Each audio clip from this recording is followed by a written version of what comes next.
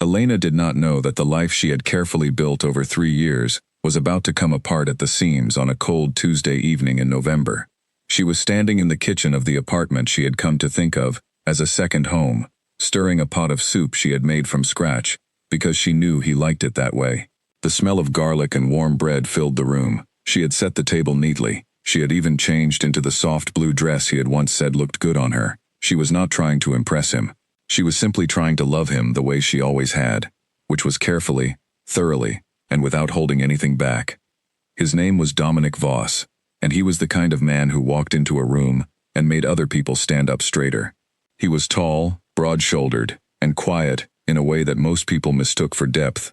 He came from money, the kind that had been in the family for 2 generations, and he wore that money the way some people wear a mask, always present, always visible, always working to keep the real face hidden. Elena had met him at a friend's gathering 3 years ago. She had not been looking for anyone. She had just finished her 2nd year of working at a mid-sized interior design firm, and she was focused on her career, on saving money, on building something that was entirely hers. But then Dominic had walked over to where she was standing near the window, and he had said something that made her laugh so hard she spilled her drink, and after that, she had not thought about much else for the rest of the evening. They had started slowly. He was not the kind of man who rushed into things. He called when he said he would. He showed up when he made plans. And in the beginning he listened to her with the kind of focused attention that made her feel like she was the most interesting person in the world. She told herself she was being careful. She told herself she was watching for signs, staying aware, not losing herself the way she had seen her older sister do, in a relationship that had left her hollowed out for 2 years. But love, real or imagined, has a way of making the most careful people forget what they were watching for. By the time 6 months had passed, Elena had stopped watching and started trusting. And by the time a year had gone by, she had started loving him so fully that she could no longer clearly remember what her days had felt like before he was in them. Her best friend Nkechi had concerns early on.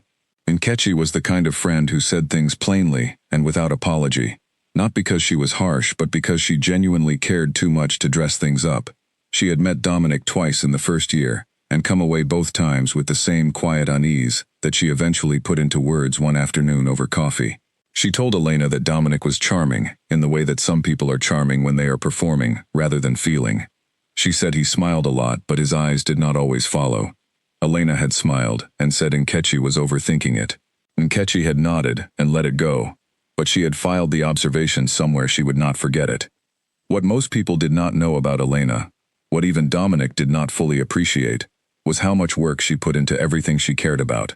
She had grown up in a household where effort was the highest form of love. Her mother, a seamstress named Gloria, had raised Elena and her sister on a school teacher's salary and the income from her tailoring, and she had done it without complaint and without asking for credit. Gloria had made Elena's school uniforms by hand every year and packed her lunch every morning, not because she had to, but because she wanted Elena to walk into the world knowing she had been prepared for it with care. That was what love looked like to Elena. It looked like showing up. It looked like effort. It looked like staying. So she stayed through the first time Dominic canceled plans without a proper explanation. She stayed through the dinner with his family, where his mother asked questions about Elena's background, with a politeness that barely covered its own sharpness. She stayed through the long silences that began to take up space in their conversations, the kind of silences that in the beginning had felt comfortable, and now felt like something was being withheld. She stayed because she believed in what she and Dominic were building, and she did not yet understand that she was the only one who had ever picked up the tools. The apartment she was standing in that November evening belonged to Dominic. She had her own place, a small but bright flat across town, that she had furnished herself piece by piece, a bookshelf from a weekend market, curtains she had sewn from fabric she found on sale, a reading chair she had saved 3 months to buy. She loved her own space, but she had spent so many evenings at Dominic's that she had begun to leave things there. A toothbrush, a spare change of clothes, a book she was halfway through, the small, quiet signs of a person making themselves at home in someone else's life. She heard the front door open at 7:15 and turned from the stove with a smile. Dominic came in and set his bag down near the door. He looked tired, not physically tired, but the way a person looks tired when they have been doing something that costs them more than energy. He greeted her with a brief word and went to sit at the dining table, loosening his collar, looking at his phone. Elena brought the food to the table. She sat across from him. They ate mostly in silence. She asked him about his day, and he gave her answers that were technically complete, but conveyed nothing. She told him something funny that had happened at work, and he nodded, without really responding to it. She finished her food and watched him for a moment, trying to decide if this was a bad evening or something larger. She had become very good at reading him, or at least she thought she had. But lately the book had started to feel like it was written in a language she only partially understood. She decided to ask. She had been planning to ask for several weeks, and she had rehearsed it quietly to herself on the drive over, reminding herself to stay calm, to be clear, to not apologize for needing an answer. She set down her glass, looked at him directly, and asked him where they were going. She said she needed to know, after 3 years together, whether he saw a future with her. She said she was not asking to pressure him. She was asking because she needed to make decisions about her own life, and she could not keep making them around a question mark. Dominic put down his fork. He did not look away from her, which she would think about later. He did not hesitate. He did not look for a softer version of what he was about to say, or if he did not find it. Or perhaps he did not look very hard. He said, quietly and evenly, that he had never loved her. He said he believed she had probably known that somewhere, even if she had not said it, and then he picked up his fork again, as if the sentence he had just spoken were a routine thing, a piece of information he was passing along, nothing more than that. The room did not collapse. The walls did not close in. Elena did not cry, not right then. She sat with those words for a long moment, counting her own heartbeats without meaning to, feeling the strange stillness that sometimes falls over a person when they receive news that is devastating, but not entirely surprising. There is a particular kind of pain that comes not from shock but from confirmation, the kind that arrives when a thing you feared turns out to be true, and your body recognizes it before your mind has fully processed it. She stood up. She picked up her bag from the chair beside her. She checked that her keys were inside it. She walked to the door and put on her shoes. She did not slam the door on her way out. She pulled it closed behind her with a soft click, the kind of sound a door makes when the person leaving it is not angry but simply done. It was cold outside. The November air hit her face, and she stood on the pavement for a moment, not sure what direction to walk in. Her car was parked a little way down the street. She walked to it, got in, and sat in the quiet for a while before she started the engine. A cat crossed at the far end of the street. Somewhere nearby, someone was playing music softly behind a curtain. She drove to Nkechi's flat without calling ahead. She knocked, and when Nkechi opened the door and saw her face, she did not ask any questions. She simply stepped aside and let her in. Elena sat down on the kitchen floor, which was an odd thing to do, but Nkechi did not comment on it. She sat down beside her instead. Elena rested her head back against the cabinet and stared at the ceiling and started to cry, slowly at first, and then with the full weight of 3 years pressing down on her. Nkechi sat with her for a long time without speaking. When Elena had cried herself into quiet, Nkechi made tea and brought 2 cups and sat on the floor again beside her. She did not say she had told her so. She did not say anything that could be used as a weapon, even a gentle one. She simply poured the tea and handed Elena a cup and let the warmth of it be enough for the moment. Outside, the night had settled fully over the city. Dominic's apartment was across town, lit and warm, and he was probably still at the table, or perhaps he had moved to the sofa, or perhaps he had already gone to bed. Elena did not know, and for the first time in 3 years, she found that she did not need to know.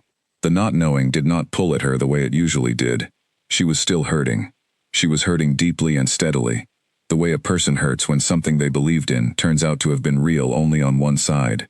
But beneath that pain, so far beneath it that she could barely feel it yet, there was something else, something quiet and small and stubborn, something that, in time, would grow into the truest version of herself she had ever known. She did not know that yet. She was sitting on her best friend's kitchen floor, holding a cup of warm tea, with red eyes and an aching chest, and the night was long and cold.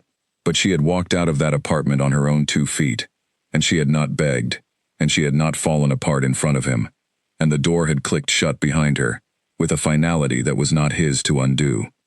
That was the beginning of the end of one story, and very quietly, in the way that real beginnings often go unnoticed, it was also the start of something else entirely. She finished the tea. Nkechi refilled the cup without being asked. They sat there until past midnight, two women on a kitchen floor, and the city went on around them the way cities do, without pausing, without softening, without asking permission. Elena breathed in and breathed out, and her heart kept beating, steady and stubborn and full of the same love that had just been handed back to her unopened. She would not understand for a while yet what to do with all of it, but she would figure it out. She always did. Dominic Voss woke up the next morning and made himself coffee and stood at the kitchen window looking out at the street below. The city was already moving, people with bags over their shoulders, a delivery man unloading boxes from a van, a woman walking a dog that kept stopping to smell every lamppost. He watched for a while and then turned back to the kitchen. The table still had 2 sets of dishes on it from the night before. He had not cleared them. He had gone to bed instead, and he had slept adequately, the way he usually slept, without much trouble and without dreams he could remember. He washed the dishes, both sets. He noticed her cup, still with a faint lipstick mark on the rim, and he washed it and set it on the drying rack and did not think anything particular about it. He told himself, clearly and without drama, that he had done the right thing. She had asked him a direct question, and he had given her a direct answer. He had not been cruel. He had been honest. And honesty, in his mind, was always more respectful than a comfortable lie drawn out over months or years. He had seen what comfortable lies did to people. His own parents had lived inside one for most of his childhood. 2 people who stayed together because it was easier than the alternative, who moved through their shared life like polite strangers, who happened to share a postcode. He had promised himself he would never do that to anyone. What he did not pause to examine, not that morning, and not for quite some time afterward, was whether honesty delivered without kindness was still fully honest, or whether it became something else. Whether telling someone the truth in the flattest possible tone, without acknowledgement of what it would cost them, without any sign that you understood the weight of what you were saying, was really about respect, or whether it was about something closer to convenience. Whether it was easier to say, "I never loved you," than to say, "I don't know what I feel, and that frightens me, and I have not had the courage to look at it directly." But that examination would come later. That morning, he drank his coffee, answered several work emails, showered, and went about his day. Dominic had built his life on structure. He was the eldest son of Arthur Voss, a man who had made a significant amount of money in commercial real estate, and who believed that success was a discipline, not a gift. Arthur Voss was not a cruel man, but he was a precise one, and he had very clear ideas about what his sons should be. Dominic had learned early that emotion was something to be managed, not expressed. That vulnerability was something other people did. People who did not have plans. People who had not yet learned to keep their feelings from getting in the way of what needed to be done. He had been sent to a boarding school at 12, which he had handled without complaint, and he had come home on holidays and observed his parents' careful, airless relationship, and filed it under what not to replicate, without fully understanding that he had already begun to replicate it. He had been in 2 relationships before Elena. The first, at university, had lasted 8 months and ended mutually when they both moved to different cities. The second had lasted a year and a half and had been, by Dominic's assessment, pleasant and well organized, but ultimately without the kind of depth that would justify continuing. He had ended that one with a careful conversation and a gift, a gesture his therapist, years later, would describe as typical of someone who confuses transaction with connection.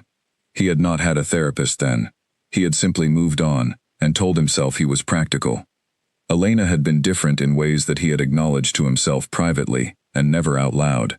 She brought a kind of warmth into rooms that he noticed without understanding. She remembered small things he mentioned only once. She had an ability to make people feel genuinely seen, which he had always watched with a mixture of admiration and something that he would have called discomfort if pressed.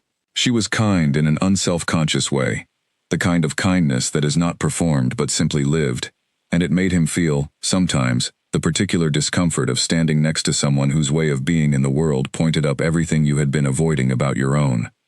He had not known how to hold that, so he had kept a certain distance instead. Not obvious enough to be called coldness, but consistent enough to be felt.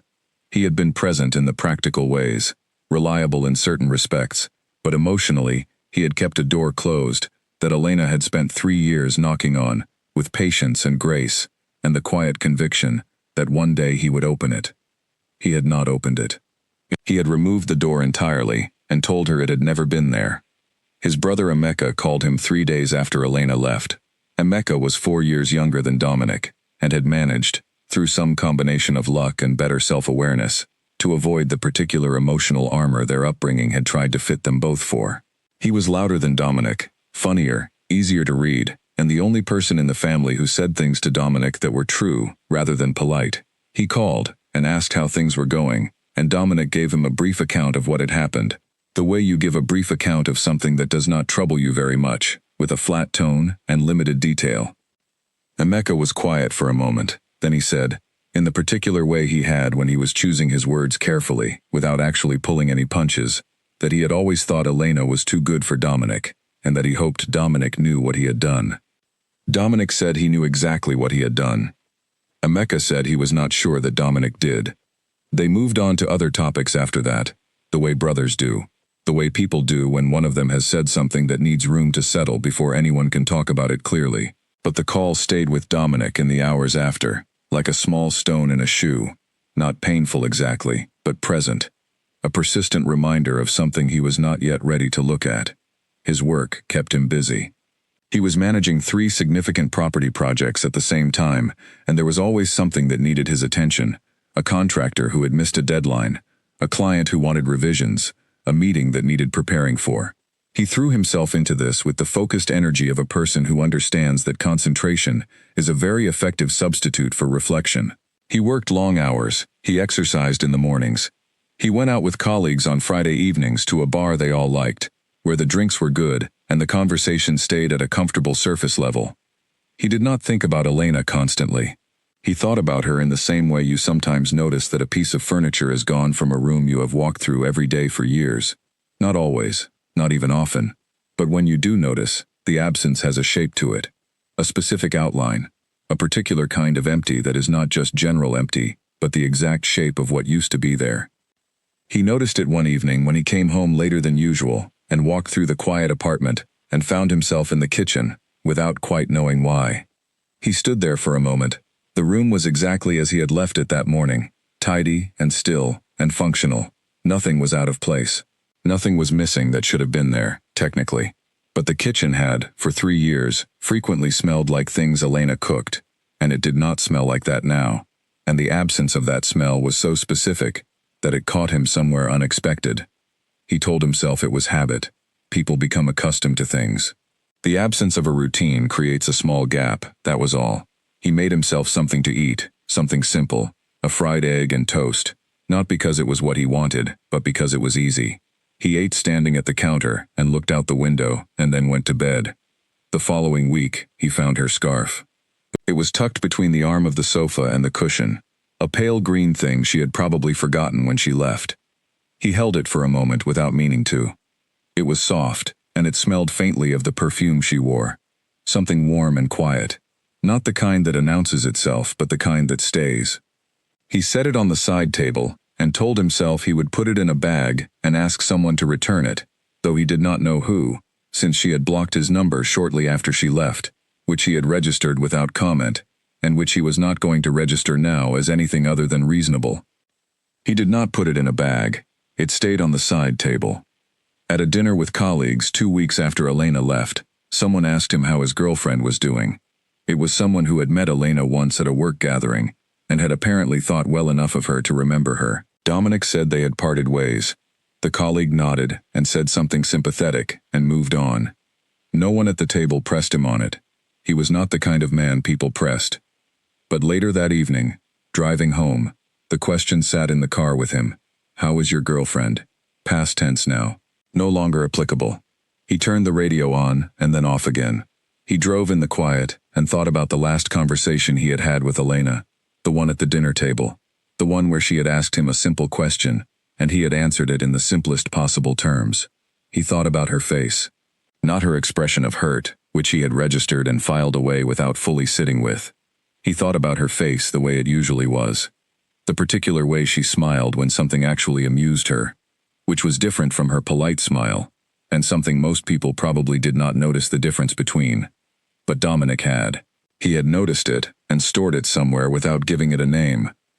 He parked in the car park below his building and sat in the car for a moment. The engine ticked as it cooled. The car park was bright and quiet. He sat there longer than necessary, not crying, not spiraling, just sitting, which was itself unusual for him, since he was not generally a man who sat with things. Something was beginning to shift, slowly and without announcement, the way large things often shift before you notice they have moved. The third week without Dominic was the hardest. Elena knew it would be, not because anyone told her, but because she knew herself well enough by now to understand that the initial numbness always gives way eventually, and what it gives way to is the full weight of the thing you have been carrying.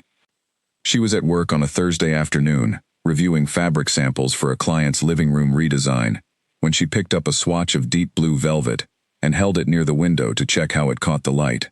And she thought about the way Dominic's apartment had light in the evenings, the particular warm angle it came in at, and she had to set the swatch down and take several slow breaths before she could continue.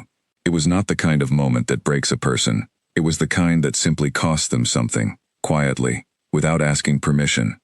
She did not tell her colleagues. She smiled when people spoke to her, and she answered client emails promptly, and she ate her lunch at her desk, half a sandwich and some fruit, and she got through the day. This was what she did. She got through things. She had been getting through things since she was old enough to understand what that meant, and she was not about to stop now. But the evenings were harder to manage than the days. The days at least had structure. The evenings had all that open space where thoughts could go in any direction they chose. She would come home to her flat and make tea and sit in the reading chair she had saved for, and the flat was beautiful and it was hers and she loved it, but it had also become, over the past 3 years, a place she mostly returned to between time spent with Dominic.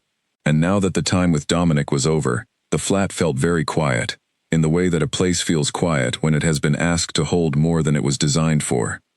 She called her mother one of those evenings. Gloria picked up on the second ring, the way she always did, as if she had been expecting the call, and had simply been waiting for the right moment. Elena did not tell her everything at first. She gave the shorter version, the facts without much feeling attached to them, the way people do when they are not yet ready to hear their own pain reflected back. Gloria listened without interrupting, which was one of the many things Elena loved about her.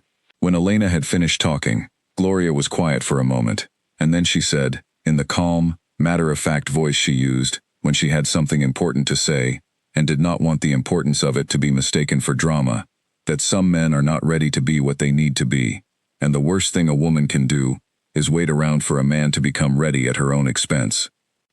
Elena sat with that for a moment, then she asked her mother how she had known, with her father, that he was the right one. Gloria laughed, a short and genuine sound, and said she had not known for certain, but she had known that he wanted to be good to her, and that he tried every day to follow through on that wanting, and that the trying was more important than the certainty. Elena thanked her, and they talked for a while about other things, easier things. Her sister's children, a neighbor's new garden, a recipe Gloria had been trying. When they hung up, Elena felt marginally better in the way that talking to your mother can make you feel better, not because anything has changed, but because you remember that you come from somewhere solid. She did not hear from Dominic. She had blocked his number the week after she left, not in a moment of anger but after sitting quietly with the question of what she needed, and deciding that what she needed was not to be available to a reopening of that conversation, before she had finished grieving the first one. She did not regret blocking him, but she noticed the absence of contact the way you notice any absence, not because you expected something different, but because the silence has its own texture. Nkechi came over on a Saturday morning, with groceries, and the specific energy of a person who has decided to be useful. She made breakfast, while Elena sat at the kitchen table and talked, and Nkechi listened, and occasionally said things that were true, without being unkind. She told Elena that grief was not weakness. She told her that grieving something fully was the only way to eventually put it down and move forward without dragging it behind you. She told her that some people cry for a week and some people cry for 6 months, and both of those things were fine. Elena told her she was angry. Nkechi said good. Elena said she was not angry at Dominic exactly. She was angry at herself, for staying, for ignoring things she had noticed, for deciding, again and again, that her instincts were probably wrong and her love was probably enough. Nkechi looked at her steadily and said that women were taught, from very young, to doubt their own instincts in relationships and to replace that doubt with extra effort. She said Elena had not been naive. She had been doing what she had been taught to do, and the difference between those two things mattered. Elena looked at her friend for a long moment. Then she said quietly that she was tired of trying so hard for people who were not trying back. Nkechi nodded and said that was exactly the right thing to be tired of. The weeks moved forward, the way weeks do, with their ordinary rhythm of workdays and weekends and small tasks. Elena went back to the gym, not aggressively, but steadily, 3 mornings a week, because movement helped her think more clearly, and she had things to think through. She signed up for a pottery class she had been meaning to take for 2 years, and had always put off, because the timing had not worked around Dominic's schedule. The class was on Wednesday evenings, and it was run by an older man named Graham, who had been teaching pottery for 30 years, and who spoke about clay, with the kind of love that people reserve for things they have spent a lifetime learning to understand. Elena was not particularly good at pottery, not at first. Her first bowl collapsed in on itself, and her second one tilted badly to the left. But she liked the feel of it, the cool weight of clay in her hands, the concentration it demanded, the way it asked her to be fully in the moment rather than inside her own thoughts. She started cooking for herself again, properly, the way her mother had taught her. Not the quick meals she had been making in the early weeks after the breakup, the things that required the least effort and got the job done. She started cooking with intention, trying new recipes, spending Sunday afternoons in the kitchen with music on. She made her grandmother's pepper soup one evening and sat down to eat it alone at her table, and felt, for the first time since November, something that was not grief, or anger, or exhaustion, but something quieter. Something that felt a little like being home. She was not healed. She did not pretend to be. There were still mornings when she woke up in the brief, unguarded moment, before full consciousness, and reached for her phone out of habit, the old habit of checking whether he had messaged. And then she remembered, and the remembering had its own small weight. There were still evenings when a song came on that they had both liked, and she had to decide whether to let it play or skip it. There were still moments at work when something happened that she would once have told him about first, and the reflex of wanting to reach out was followed by the quiet reality that there was no longer anywhere for that impulse to go. But the distances between those moments were growing, slowly, unevenly, not in a straight line, but growing. She had a conversation with herself one evening that she would later identify as a turning point, though at the time it did not feel dramatic enough to be one. She was sitting in the reading chair, book open in her lap but not reading it, and she was thinking about the woman she had been for the past 3 years, the woman who had reorganized her schedule, quieted her laugh, worn things she did not like, and absorbed silence after silence after silence. She thought about that woman with a kind of compassion she had not expected to feel, which was different from pity. Compassion because that woman had been trying. Compassion because that woman had loved something real, even if it had not been returned. And then she thought about what she wanted going forward. Not immediately, not next month, but eventually. She wanted someone who tried back. That was the beginning, and the end of it, when she stripped everything else away. She wanted someone who showed up with the same wholeness she brought. Someone who was not interested in performing connection, but in actually having it. Someone who could say, "I love you," and have it be a true thing, a felt thing, not a transaction or a courtesy or an absence dressed up as restraint.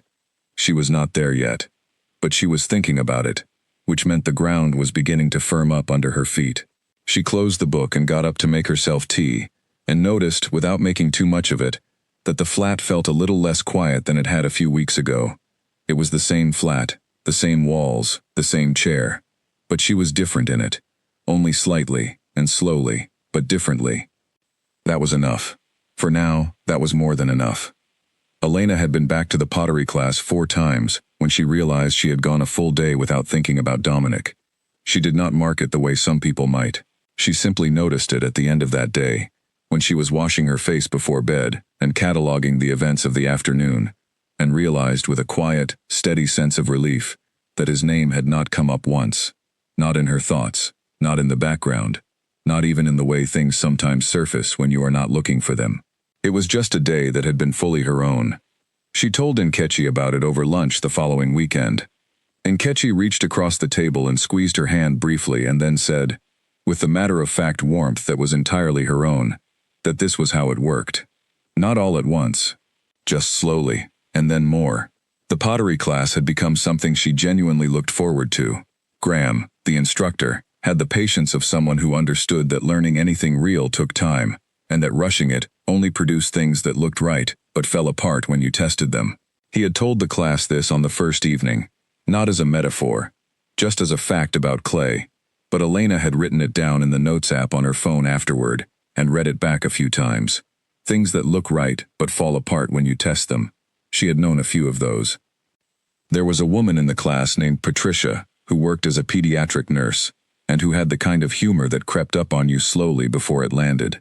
She and Elena had started arriving early, and talking while they set up their workstations, and those conversations had become something Elena looked forward to as much as the pottery itself. Patricia was divorced, had been for 4 years, and she talked about it without drama, the way people talk about something they have fully processed and no longer need to protect themselves from. She had 2 children who lived primarily with her, and who she described with the kind of exasperated love that was very clearly love above all else.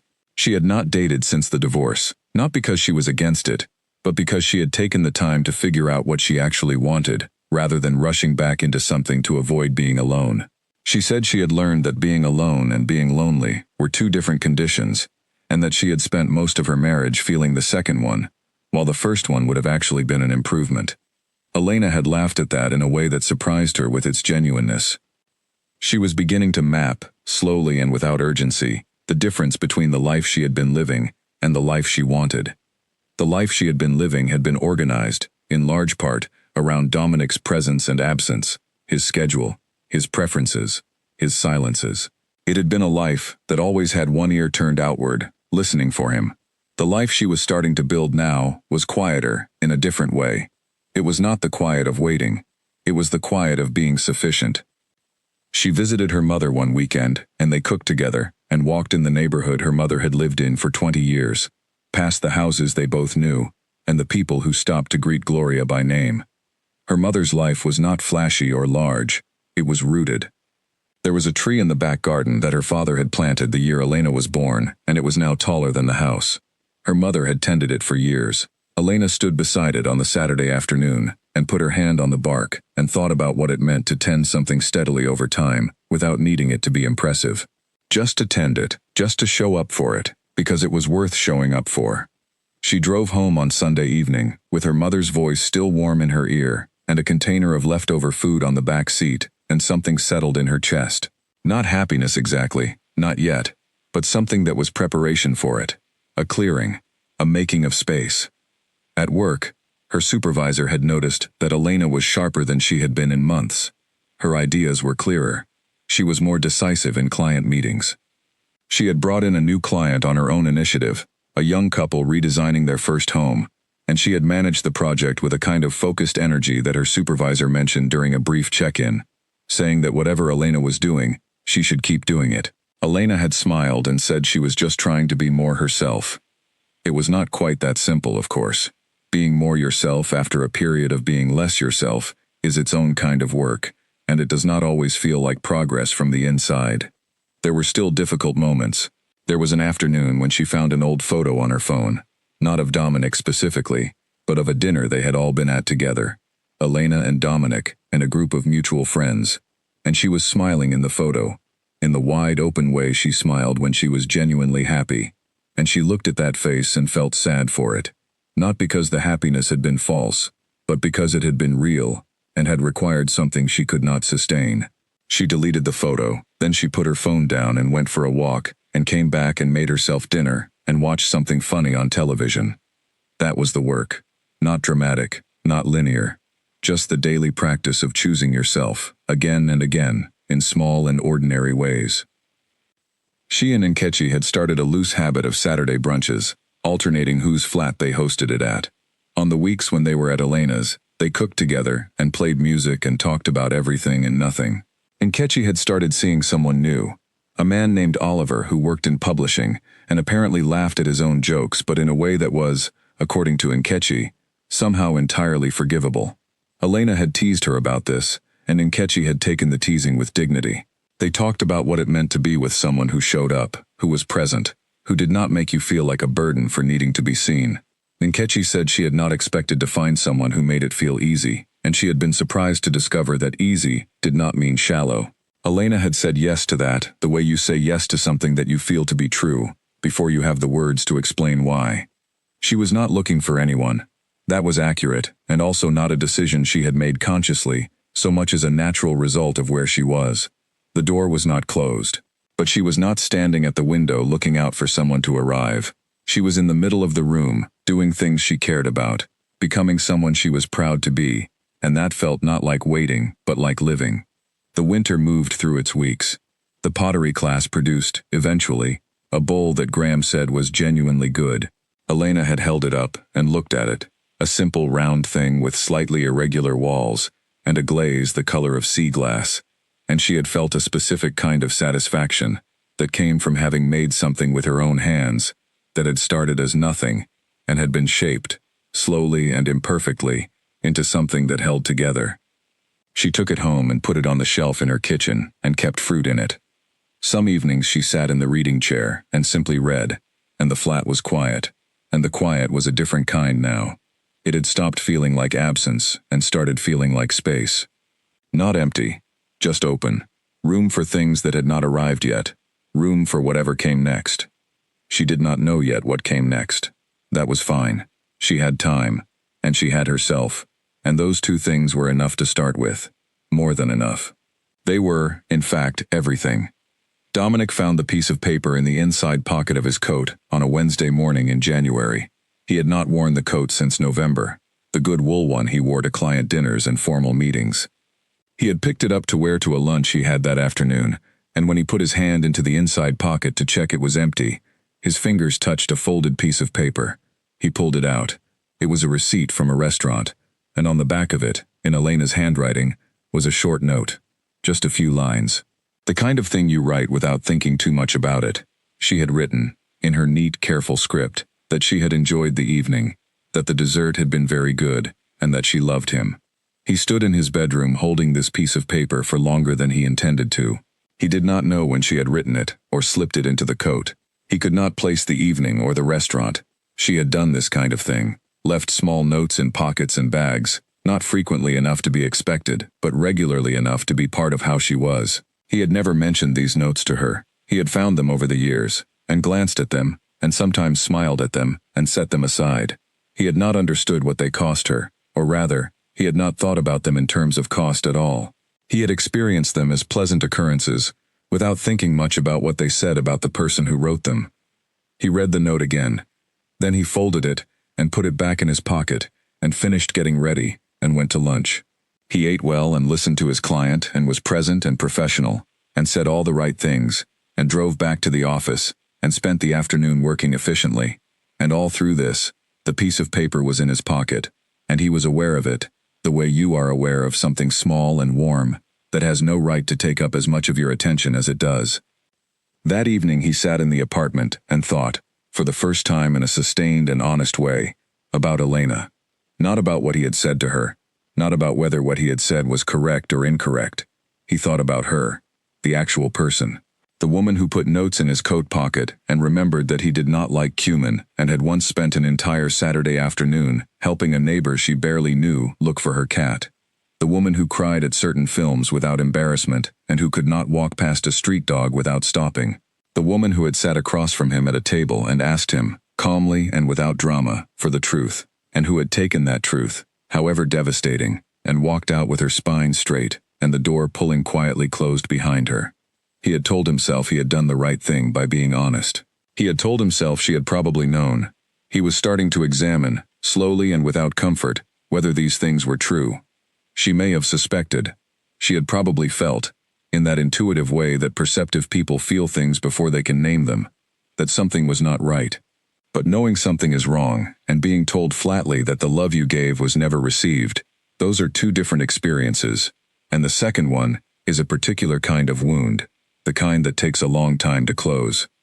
He was beginning to understand that he had not simply been honest. He had been efficient. He had answered the question in the manner most convenient to himself, without pausing to consider what courtesy or care might look like in that moment, because courtesy and care would have required him to feel something, and feeling things was not something he had ever learned to do without considerable resistance. He went to his first therapy session that month. He had been considering it for a while, not for the specific reason of Elena, or at least that was what he told himself. He had started to notice that he was not sleeping as well as usual, that his focus at work occasionally drifted, that he had less patience in meetings. He told himself he was managing stress. The therapist was a man named Daniel, quiet and precise, who had an office in a tall building, with a window that looked out over the river. In the first session, Dominic gave a very organized account of himself, his career, his family, his general sense that things were functioning adequately.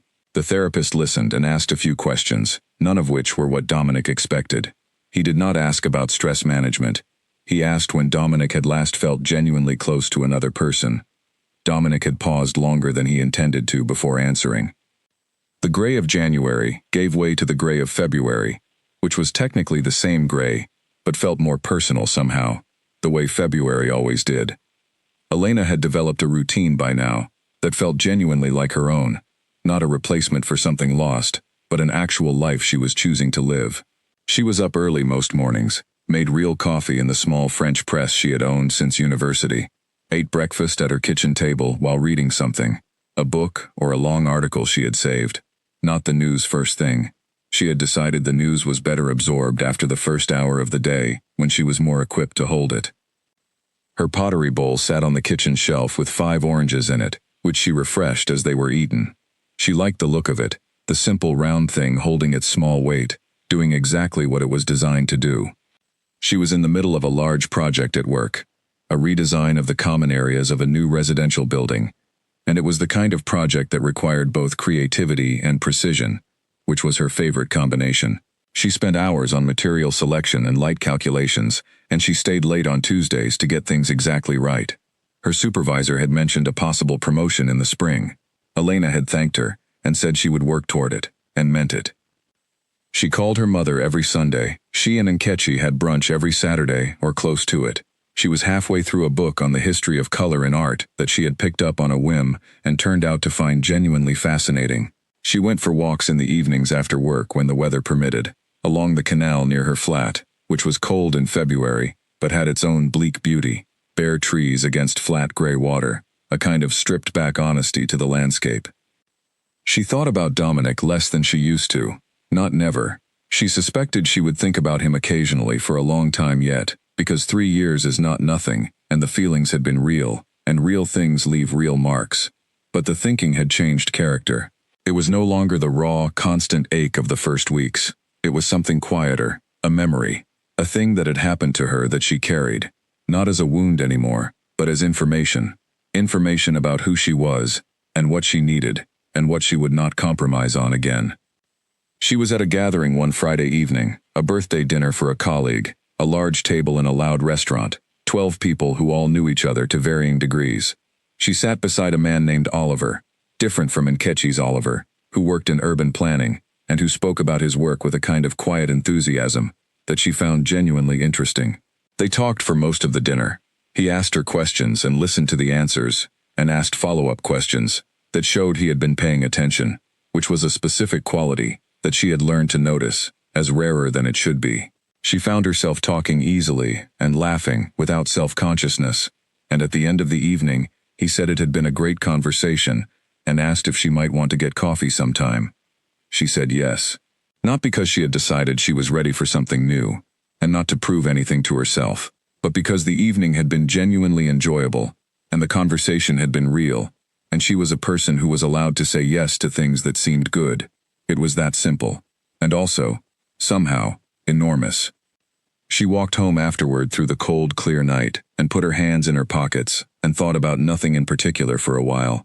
The city was bright around her. A bus went past, its windows lit up orange against the dark. Somewhere ahead, a group of people were laughing outside a bar. She walked through it all, easy and unhurried, and she felt, not happiness exactly, not yet, but something very close to it. Something that was shaped like hope but did not make any demands. That felt like enough for a February night. More than enough. That felt like a beginning. Dominic's second therapy session went further than the first. He had not intended it to. He had gone in with the idea of being slightly more forthcoming than he had been the week before, measured and controlled, the way he approached most things that required him to reveal something about himself. But Daniel, the therapist, had a way of asking questions that were simple on the surface and opened up into something much deeper if you tried to answer them honestly. And Dominic was trying, with more effort than he had expected to need, to be honest. Daniel asked him about his relationship with his father. Dominic gave the standard account. A man of discipline and high expectations, successful, not emotionally expressive, but present in the practical sense.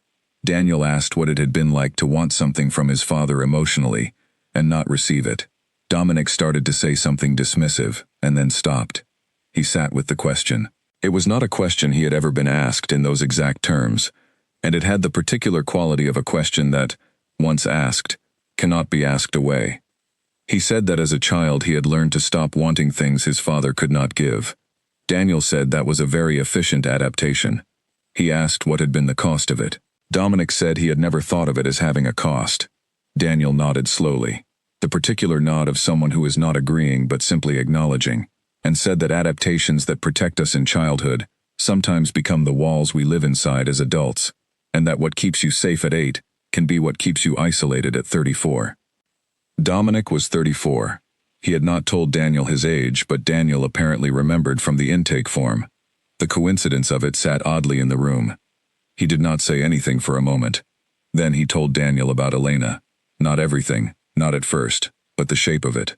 3 years, the question she had asked, what he had said, the way she had left. He said it with the same flat tone he used for most things and then caught himself, and noticed the tone and said, out loud, that he was aware he was describing something significant in a tone more suited to a quarterly report.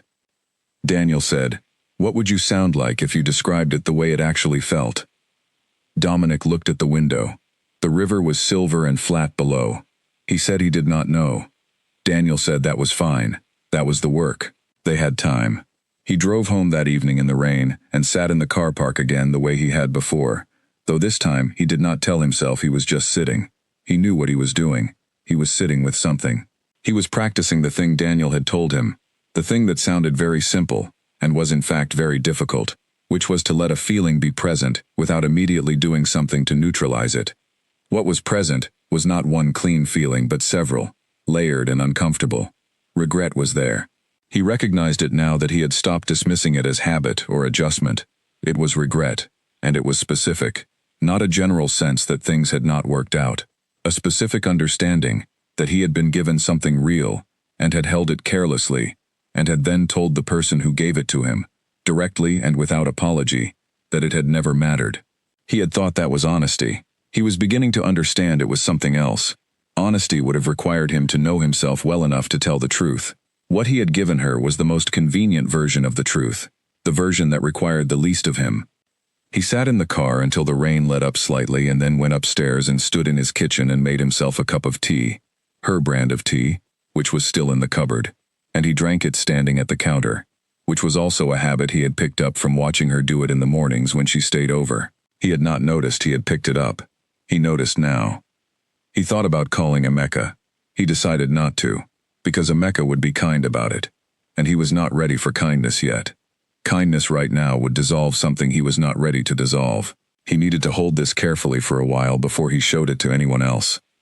He went to the side table and picked up her scarf. It was still there. He had not moved it. He did not do anything dramatic with it. He just held it for a moment, the pale green thing, and then he set it back down and went to bed and lay in the dark for a while, not sleeping, not thinking in circles, just being present with the weight of what he was beginning to understand. It was not a pleasant feeling, but it was, finally, a real one, and that, Daniel had told him, was where everything worth having had to start. 3 months had passed since the November evening when Elena had asked her question and Dominic had given his answer, and she had pulled the door closed behind her. 3 months, which is not very long in the context of 3 years, but which can hold a surprising amount of change if the person inside those months is willing to do the work. Dominic was in his therapist's office for the 5th time. The sessions had settled into a rhythm that was uncomfortable, in a way he had begun to recognize as useful, The way exercise is uncomfortable, but produces results you can feel. He and Daniel had been working slowly through the architecture of how he had learned to relate to people, how his family had shaped what he understood intimacy to look like, how the boarding school years had calcified a particular self-sufficiency that had served him professionally and cost him personally, year after year, in ways he had simply not been willing to look at. He had begun, in those 5 weeks, to look at it. It was not a fast or clean process. There were sessions where he sat across from Daniel and struggled to access anything that felt genuine, where his answers came out formed and tidy, and he was aware of constructing them even as he spoke. There were other sessions where something shifted, and the tidy structure fell away, and he was left sitting in the middle of something real and unprepared, and Daniel would say, quietly, that this was good, this was exactly right, and Dominic would sit with that and try to believe it. He thought about Elena often now, not with the indifferent distance he had originally assumed would be the natural end state of their relationship, but with something more complicated and more honest. He thought about the specific things she had done over 3 years, not the grand gestures, which were not really her style, but the small, continuous acts of care that he had received, without truly receiving. The notes, the soup, the way she had learned, without being told, that he needed silence for the first 20 minutes after getting home from a difficult day. Not because he had explained this, but because she had paid enough attention to notice it, and had simply, quietly, accommodated it. He had taken this for granted so completely that he had not known he was taking it for granted. He had experienced it as the air in the room, necessary but not notable. He was now beginning to understand that it had not been air.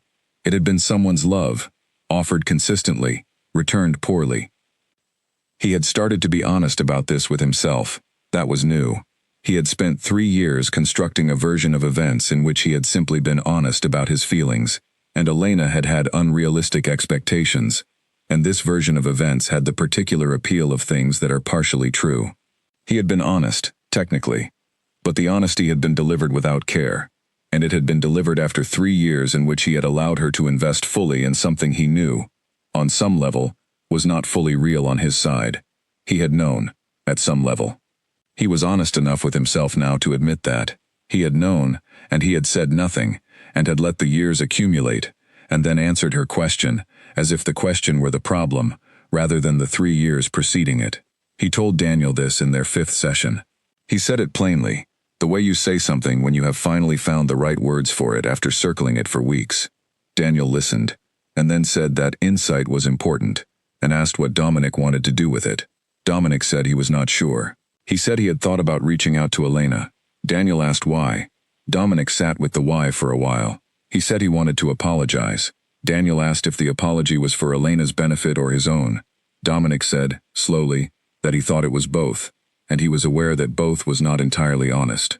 Daniel said that was fine, and that honesty about the limits of your own honesty was still honesty. He looked Elena up on social media for the first time in months. He had not done this deliberately, mostly because he had told himself it was not something he needed to do, which was its own kind of dishonesty. She had not blocked him there, only on his number. Her account was public, because she had never been the kind of person who hid herself. There were not many posts, a photo of some pottery, a green-glazed bowl that she seemed to have made herself, a photo of food she had cooked, a photo of her and Nkechi at what appeared to be a brunch, both of them laughing at something just off camera, genuinely laughing, not posing. In that photo, Elena was wearing her hair loose, and she had her head thrown back slightly, and she looked entirely herself, comfortable and open and present, and she looked well. He closed the app. He sat with the particular feeling that was not quite relief and not quite grief, but something that contained elements of both. She was well. She was building something. She was clearly moving forward in the way that people move forward when they are doing the inner work that moving forward requires. He was glad for this, in a genuine way. He was also aware of something that sat alongside the gladness, something less comfortable, which was the recognition that the person he had told he had never loved was now living more freely than she had been when they were together, and that he had been, in some sense, a ceiling she had needed to grow past. That was not easy to hold, but he held it. He was learning how. He got out his phone and typed a message to her number, the one he still had, even though he knew she had blocked it. He typed several drafts. He deleted all of them. Some were too long. Some were too neat. Some were apologies that sounded like arguments. He put the phone down and thought about it for 2 days, and then typed one more draft, short and without self-defense, just 5 sentences, that said what was true, without asking for anything in return. He sent it, knowing it would not deliver, knowing she would not see it, and still sending it, because the act of sending it, the private statement of it, was something he needed to do for the accuracy of the record, even if only he would ever know he had made it. He did not feel better afterward, exactly, but he felt something settle, a small shift in the arrangement of things inside him. He texted Emeka instead, and asked if he was free that weekend. Emeka said yes, and asked if everything was all right. Dominic said yes, he just thought they should spend some time together. Emeka said he would come up on Saturday. Dominic said good, he meant it. The coffee with the man named Oliver, the urban planner, happened on a Thursday afternoon in early March. It was not a date, precisely, or it was a date, in the way that any time 2 people agree to meet for coffee is technically a date. But Elena had not thought of it in those terms, and she did not think he had either. It was simply a continuation of a conversation that had been interesting at a dinner table, and seemed like it might be equally interesting in a quieter setting. They met at a small place near her office that she had always liked, good coffee and wide windows, and enough noise to prevent any uncomfortable silences from becoming too heavy. He was already there when she arrived, which she noticed, not because she was keeping a tally, but because someone being there on time is the kind of small thing that tells you something real about a person. He stood up when she came in, which she also noticed. They talked for nearly 2 hours. About his work first, which turned out to be more interesting than she had expected, the way cities were designed, and how those designs shaped what people did and who they became, which led her to talk about what she did with interior spaces, and how the relationship between the built environment and the person inside it was something she found endlessly interesting. They talked about books, they talked about food, and she mentioned her mother's cooking, and he asked about it with genuine curiosity, and she found herself describing her mother's kitchen in detail she had not expected to share. He did not try too hard. That was the thing she noticed most. He was attentive, but not performing attentiveness. He was relaxed without being disengaged. He laughed when something was funny, and did not laugh when it was not, which sounds obvious but is in fact rarer than it should be. He told her a story about a disastrous project he had worked on early in his career, with the kind of self-deprecating humor that comes from someone who has actually processed the experience, rather than someone using it to seem likable. She thought he was likable. She also thought she was not going to make any decisions about anything on the basis of one afternoon. She walked back to her office after they parted ways, with her hands in her pockets and her thoughts moving quietly. It had been a good afternoon. He had asked if they might do it again sometime, and she had said that she would like that, which was true.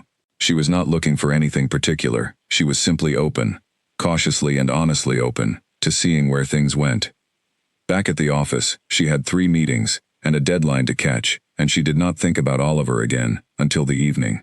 She was on the phone with Nkechi, who wanted all the information immediately, and Elena gave her the account with the slight understatement she used when she was not ready to be enthusiastic about something, in case it came to nothing.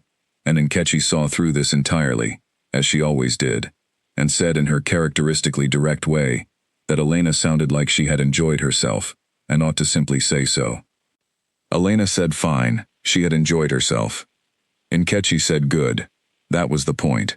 Things were allowed to be good. At work the following week, Elena's supervisor confirmed that the promotion was moving forward. She would be taking on a senior design role with her own small team and a larger portfolio of projects. Elena had thanked her and gone back to her desk and sat for a moment, looking at the confirmation email. She read it twice. Then she got out her phone and texted her mother. Gloria wrote back in capital letters, which was how she always texted when she was excited, and Elena read it and laughed at her desk. The promotion started in April. Elena threw herself into the new role, with the kind of focused energy that surprised even herself, though perhaps it should not have. She had always been capable of this. She had spent 3 years directing a significant portion of that energy into maintaining a relationship that gave back half of what she put in, and now all of it was pointed at her own life, her work, her friendships, her growth, and the result was visible. She was producing the best work she had done in her career. Her team was small, 2 junior designers and a coordinator, and she was learning how to lead in the way she wanted to be led, with clear direction and genuine acknowledgement, with space for people to think and the structure to support what they came up with. She and Oliver had met for coffee 3 more times by the end of March. They had texted a few times in between, not constantly, not in the way that can sometimes substitute for actual conversation, but occasionally and thoughtfully. She was not rushing anything. She was learning, slowly and with intention, the difference between caution and fear, and she was trying to stay on the right side of that line, to be careful without being closed. He was patient with the pace, which she took as a good sign, not of interest alone, but of character. She was at the pottery class on the last Wednesday of March, when Graham said something that she would think about for a long time after. A student had been struggling with a piece that kept going wrong, and the student had said in frustration that they wanted to start over entirely, use fresh clay, begin again. Graham had looked at the piece and said that sometimes what looks wrong from the outside is actually the pot finding its own shape, and that the urge to start over is often just the discomfort of being in the middle. He said the middle was always uncomfortable. It was also where all the real work happened. Elena had looked at her own piece in her hands, a small vase she had been working on for 2 weeks, tilting slightly to one side in a way she could not entirely correct. She decided to keep it. She decided the slight tilt was part of what it was, made by her hands at a particular moment in her life. Not a flaw to be fixed, but a feature of its specific history. She glazed it the following week in a deep amber color and took it home and put it on the same shelf as the bowl. They stood there together, the 2 imperfect things she had made with her own hands. She liked the look of them. Spring was coming. She could feel it in the particular quality of the light in the evenings, lasting a little longer each day, arriving at a slightly different angle. The canal was thawing. The trees along the path were beginning to suggest their own returning, the bare branches showing the first faint signs of what they would become. She went for a walk on a Sunday morning and came back and made breakfast and sat at her kitchen table, with the light coming in and a book open and coffee in the mug she had had since university, chipped at the handle, never replaced, because she had always liked it. She sat there in the quiet of her own Sunday morning in her own life and felt, simply and without ceremony, at home. Not the home of a place you return to, the home of a person you have become, the home that does not require another person's walls to hold it together. The kind of home you build inside yourself, room by room, through loss and time, and the daily practice of choosing what matters. She had chosen, she was choosing still, and the choosing, it turned out, was its own kind of joy. By April, Dominic had something he had not had before, a working vocabulary for what was happening inside him. He could not have said, in January, what he felt, not because the feelings had not been there, but because he had never been given the language and had never sought it out. Daniel was helping him build it, word by word, session by session, in the careful and occasionally painful way that therapy builds things, not quickly and not cleanly, but solidly. He knew now, in a way he had not let himself know before, that what he had experienced with Elena had been real. Not the performed version of a relationship, not convenience or habit dressed up as something more significant, but an actual, genuine emotional attachment that he had spent 3 years refusing to acknowledge, because acknowledging it would have required him to be vulnerable in ways his entire upbringing had trained him to avoid. He had looked at the love she had for him, consistent and generous and entirely real, and he had done with it what he did with all difficult feelings. He had put it at arm's length and told himself a story about why it did not quite count. He understood now what that had cost her. He understood what it had cost him. Emeka had come up for the weekend in March, as planned. They had cooked at the apartment and watched a film and talked more than they usually did. On the second evening, Dominic had told Emeka, without a great deal of preamble, that he thought he had been wrong about Elena, that he had been wrong in a specific and significant way, not just in the sense of a relationship that did not work out, but in the way he had handled it, what he had said, and how he had said it, and the years of distance that had preceded it. Emeka had listened to all of this without saying he had told him so. He had asked how Dominic was working through it. Dominic told him about the therapy. Emeka had nodded and said he thought that was good. He said he had always hoped Dominic would decide to look at some of this, not because there was anything wrong with him, but because he had watched his brother keep himself at a distance from his own life for a long time, and it had been difficult to watch. He said this gently, in the way Emeka said difficult things, with care, but without softening them into something that was not actually true. Dominic had sat with that. He had told Emeka that he was not sure what to do with the understanding he was building, whether to try to reach out to Elena, or whether reaching out would be, as his therapist had suggested, more about his own need to feel absolved than about anything she needed from him. Emeka had been quiet for a moment, and then said that in his experience, apologies were worth making, even when they could not fix anything, because the alternative was carrying the weight of the unsaid for years, and that weight was heavier than most people realized until they tried to put it down. Dominic had sat with that too. He had tried. The undelivered text. The 5 sentences she would never read. It had not been nothing, but it had also not been enough, and he knew it. He had made a different decision in April, which was to write her a letter. An actual letter, on paper, that he would send to the address he still had for her in his phone, her flat, the place she had always described with the particular warmth of someone talking about something they are proud to have made their own. He had written it over the course of a week, in the evenings after work, sitting at the table where they had eaten that last meal together. He had written many drafts. He had thrown most of them away. The final version was 3 paragraphs. It did not ask for anything. It did not argue for a second chance, or offer excuses, or request forgiveness.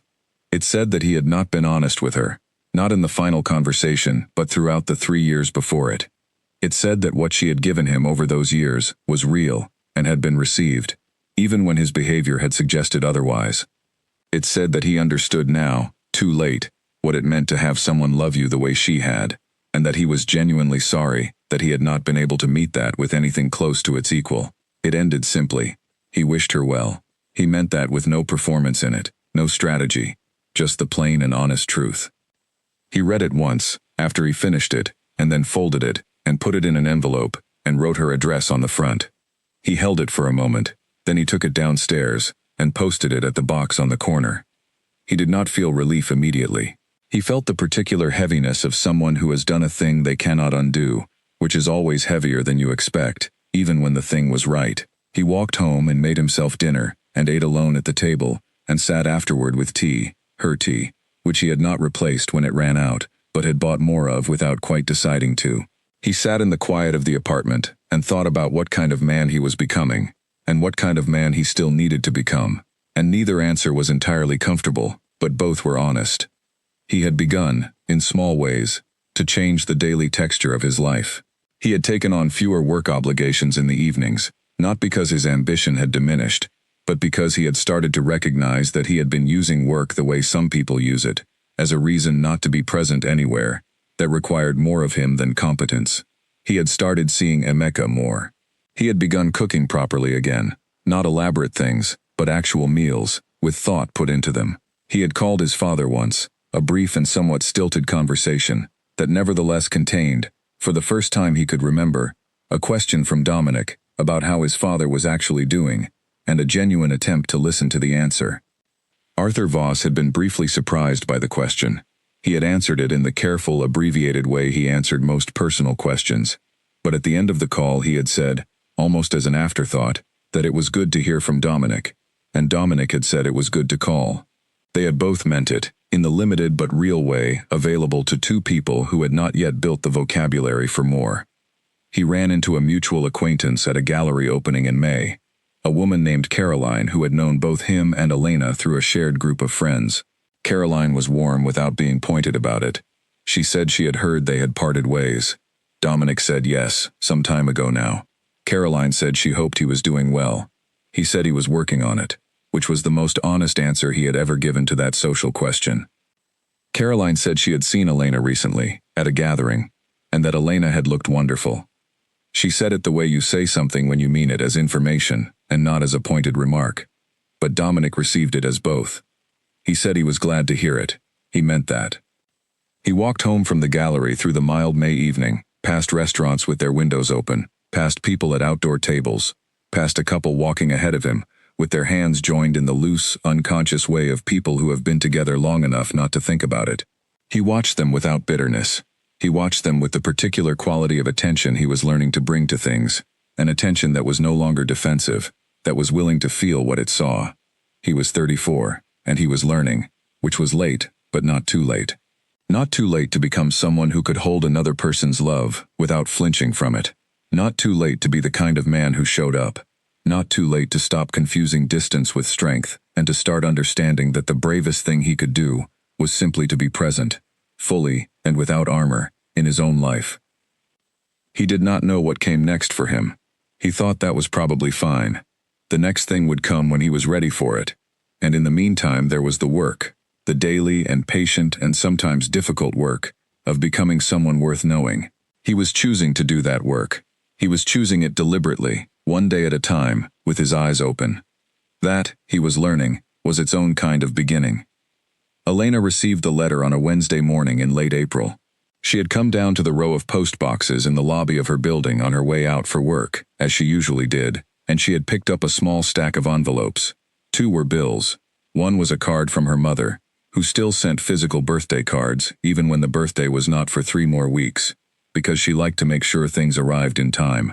The 4th was in an envelope she did not recognize immediately, and she had put it in her bag and gone to work and opened it at her desk during the quiet of her lunch break. She read it once, quickly, the way you read something you need to first absorb at the level of fact. Then she set it down and looked at the window for a moment. Then she read it again, more slowly. She identified his handwriting immediately. She would know it anywhere. Careful and somewhat formal in the way that people's handwriting is when they are concentrating. She read all 3 paragraphs.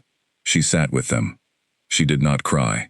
She had cried enough, over enough time, and had arrived at a point where his name or his handwriting or the memory of him no longer reached the place where tears were kept. What she felt was something more complex than sadness and more dignified than relief. She felt, primarily, a sense of being seen accurately for the first time. He had said in the letter that what she had given was real and had been received. She sat with that sentence specifically. It did not fix anything. It did not reopen anything. But it was true, and it had been said, and the truth of it settled something in her that she had not fully known was still unsettled. She folded the letter carefully and put it back in its envelope and set it aside. She texted Nkechi, not the contents, not yet, just, "I got something in the post today that I want to talk about." Nkechi replied within minutes, "Saturday." She sent a small affirmative symbol and went back to her lunch. She thought about the letter at intervals through the afternoon. Not obsessively, but the way you think about a thing that has happened and needs to be processed at a reasonable pace. She thought about the man who had written it, not the man from that November evening, but the man who had sat down over a week and written this. She did not know what had changed for him. She did not know what had made him look at things differently. She found, somewhat to her own surprise, that she wished him well in that process, genuinely, and without performance. She did not want him to be unhappy. She had never wanted that. She simply wanted the unhappy parts of his story to belong to him, and not to her anymore. And they did. They clearly and completely did. She went home and made dinner, and called her mother, not specifically about the letter, just her Sunday call moved to Wednesday, because she felt like hearing her mother's voice. Gloria talked for a long time about a neighbor's situation, and a television program she had been watching, and the state of the back garden, and Elena listened to all of it, with the particular pleasure of listening to someone you love talk about ordinary things. At the end of the call, Gloria asked how Elena was. Elena said she was good. She said it without qualification, which was new, and her mother caught the difference and said, "Good. Just good?" Elena said, "Actually good. Properly." Gloria said that was the best thing she had heard all week. Saturday came. Elena and Nkechi sat in Nkechi's flat with good coffee, and the kind of morning that takes its time. Elena showed her the letter. Nkechi read it and handed it back and thought for a moment. She said it was a good letter, not what she expected. She asked Elena how she felt about it. Elena said she felt at peace with it. She said there was no anger left and no hope attached to it, and that both of those things were true at the same time, and that was fine. She said it felt like the closing of something that had been left slightly open, and that she was glad it was closed now, not because she had needed it to be, but because it was better this way. It was tidier, it was honest, and she had always responded well to honesty, even when it came late. Nkechi nodded, and said that was one of Elena's best qualities, and also one that had made her life harder in certain situations, but that she hoped Elena would never lose it. Elena said she did not intend to. They talked about other things. Oliver came up. Elena told her that things were going well, careful still, no rushing, but well. That he was easy to be with in a way she was still getting used to. Nkechi asked what she meant by easy. Elena thought about it and said, "He asks how I am, and actually wants to know the answer. He listens. He shows up when he says he will. None of these things are special," she said, "but they feel special because I have not always had them." Nkechi said that was the thing about having been in a relationship where the basics were missing. You came out the other side understanding the basics at a depth that people who had always had them did not always achieve. That you had learned, through absence, exactly what presence meant. Elena thought that was exactly right. She walked home from Nkechi's that Saturday afternoon, through streets that were busy with the particular energy of a spring weekend. People at markets, children on bicycles, someone selling plants from the back of a van. She bought a small potted herb, a basil plant, for no particular reason, except that it seemed like a reasonable thing to have on a windowsill. She carried it home and set it on the kitchen windowsill, next to the bowl, with its oranges, and the small amber vase she had made with her own hands. The three things sat in the afternoon light in her kitchen and looked exactly right together. She stood and looked at them for a moment. Then she made tea and sat down in her reading chair and opened her book and let the rest of the Saturday afternoon do whatever it wanted. She was somewhere she had not been in a long time. She was in the middle of a life that was genuinely hers. The letter was in the envelope on her desk. It would stay there for a while, and eventually she would decide what to do with it. Probably nothing dramatic. But she had read it, and held it, and felt what it asked her to feel, and set it down without it pulling her backward. And that felt important. It felt like proof of something, not to anyone else but to herself, that she had done the work. That she had come through the months and done the difficult daily practice of not letting her pain define her, and had arrived on the other side of it with herself intact. More than intact. She was more herself now than she had been in years. That was the strange gift inside the loss. She had spent 3 years diminishing gently in a relationship that asked her to take up less space, and she had spent the months since then learning that her full size was not too much. It was, in fact, exactly right. She was exactly right. The basil plant would need watering. She would do that in the morning. Tonight she would read her book and eat the soup she had made on Thursday, and go to bed early and sleep well, the way she had been sleeping lately, deeply, and without the restless wakefulness that had plagued the early months. Tomorrow, she had work she was excited about. Next week, she had plans with Oliver, a gallery they had both been wanting to see. In 3 weeks her mother was coming to visit, and they would cook together and walk along the canal. Her life was full. It was full of the right things, the things she had chosen, the things she had built with the time and effort she had once given so entirely to someone else. She did not regret the love had been real. She simply no longer gave it to people who could not hold it. She gave it where it would be held. She gave it to the friends who showed up on kitchen floors. She gave it to the mother who sent early birthday cards. She gave it to the work she was proud of. She gave it, carefully and hopefully, to the possibility of someone new. And she kept some of it. That was the part she had learned. You were allowed to keep some of it. The love you had been giving outward for years, you were allowed to turn it inward and give it to yourself, not selfishly. Not at the expense of others, but as a foundation, as the thing you built from, as the thing that made everything else possible. She had learned that. It had cost her, and she had learned it, and she was not going to forget. Dominic received a response he had not expected. He had not expected any response at all. He had sent the letter without expectation. He had been clear with himself about that, and the weeks since sending it had confirmed that he was right to hold no expectation, because the silence from Elena had been complete, and he had understood it entirely, and had made peace with it. He had done what he could do. The rest was not his to determine. And then on a Thursday morning in mid-May, he found a brief note in his postbox. He almost did not notice it among the usual contents. A small envelope, white, his name on the front in handwriting he recognized immediately. He stood in the lobby of his building holding it for a moment. Then he took it upstairs and sat at the kitchen table before opening it. Her note was 1 paragraph. It was calm and measured and entirely her. She said she had received his letter and had read it with the attention it deserved. She said she accepted the apology, not because she needed it to heal, she had done that already, but because she believed in the importance of being honest about things that happened, and his letter was honest. She said she held no bitterness toward him.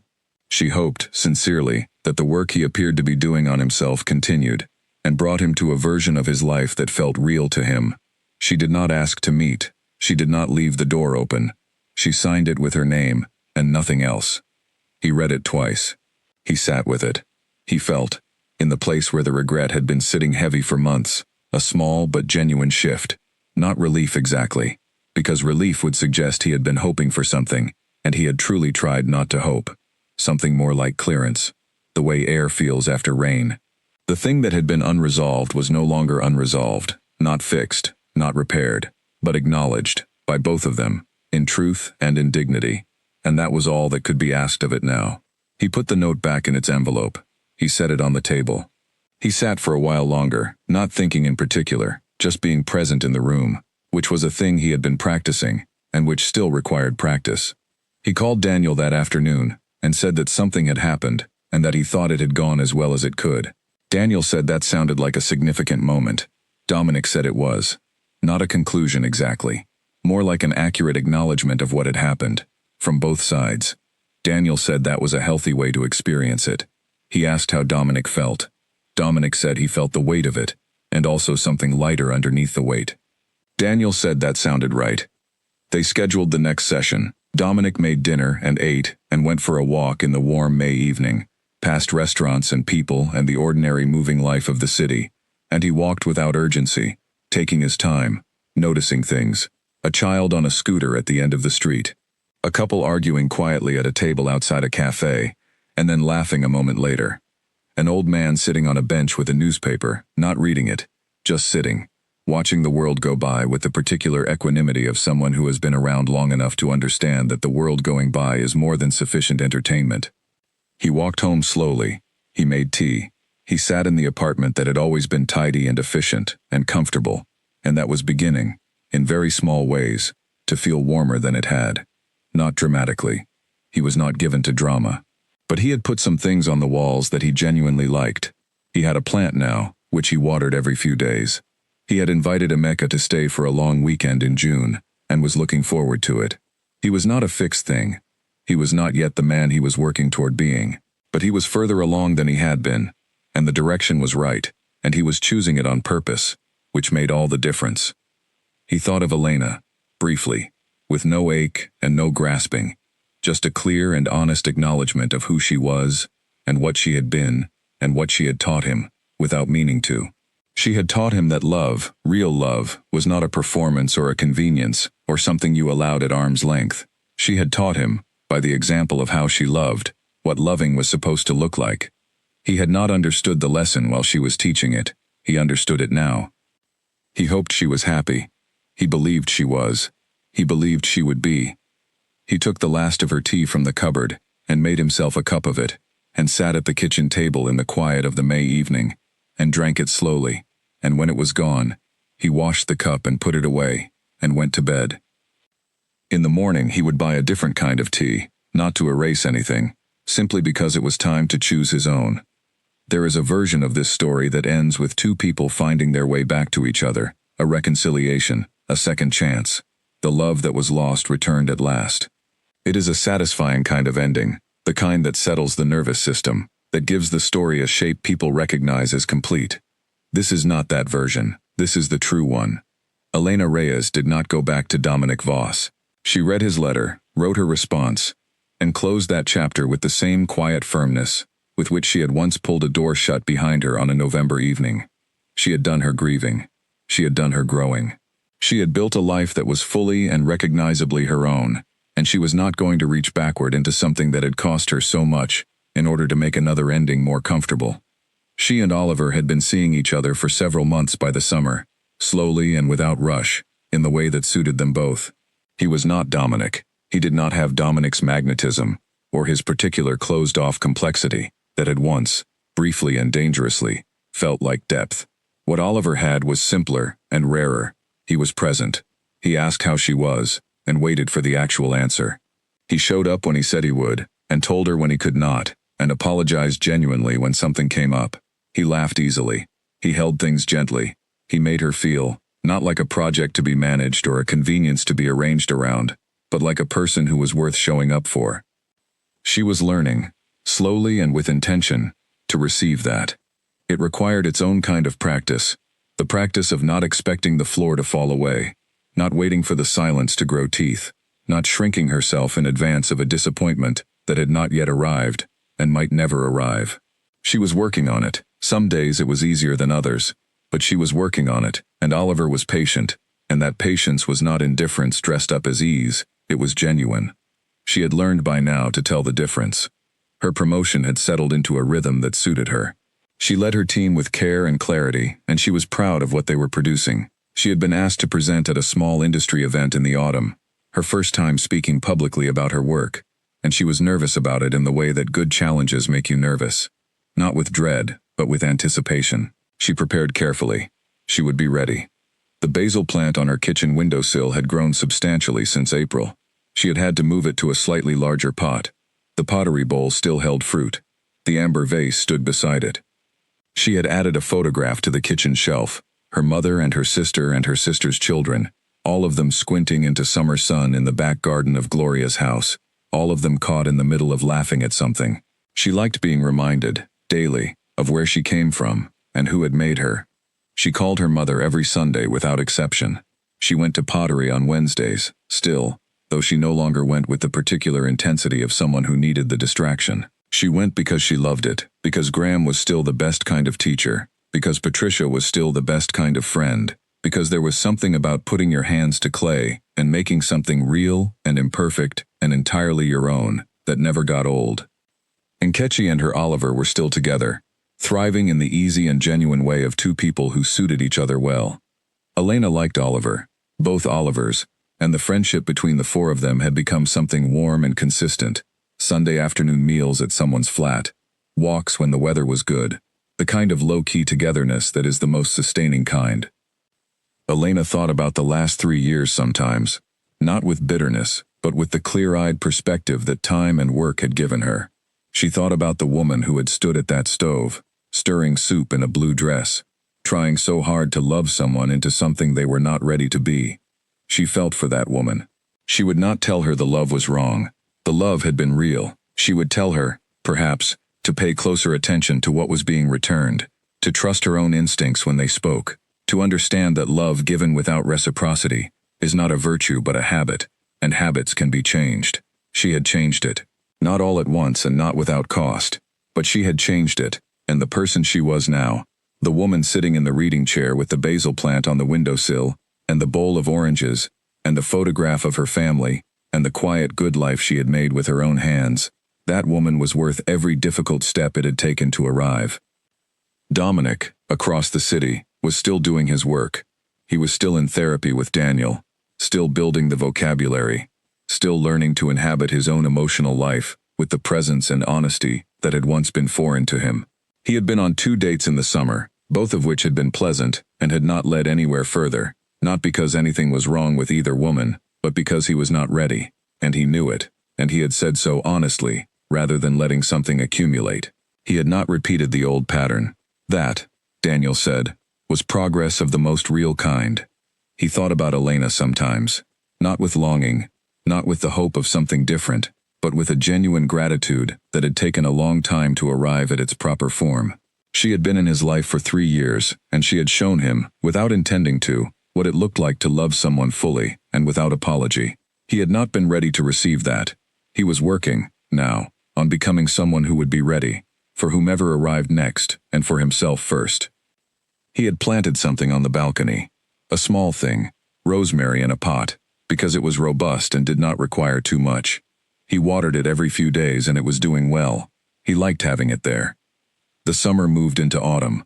Elena stood at a podium at an industry event in September and spoke for 12 minutes about how the design of a space tells a person whether or not they are welcome in it, and whether or not it was built with them in mind, and how the best design was not about aesthetics first, but about the human being who would live inside it.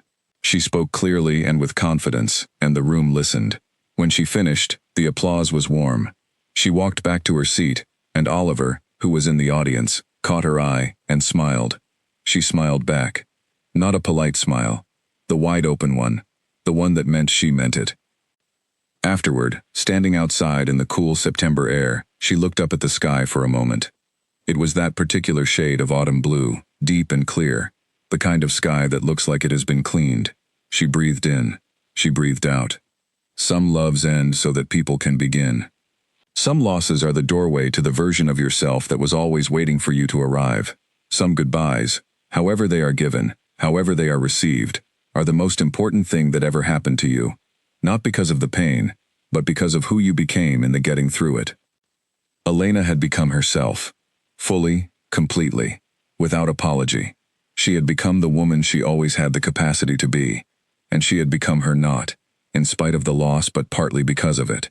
Because the loss had cleared the space, and the space had given her room. She did not need anyone to witness that to make it real. But the sky was very blue above her, and the autumn air was clean and cool, and she was standing in it, upright and present, and glad to be alive in her own particular life, and that was its own kind of completion. She pulled her coat a little tighter and turned toward the door. Oliver was waiting just inside. Her team was gathered near the drink table, ready to celebrate. The evening was just beginning. She walked in.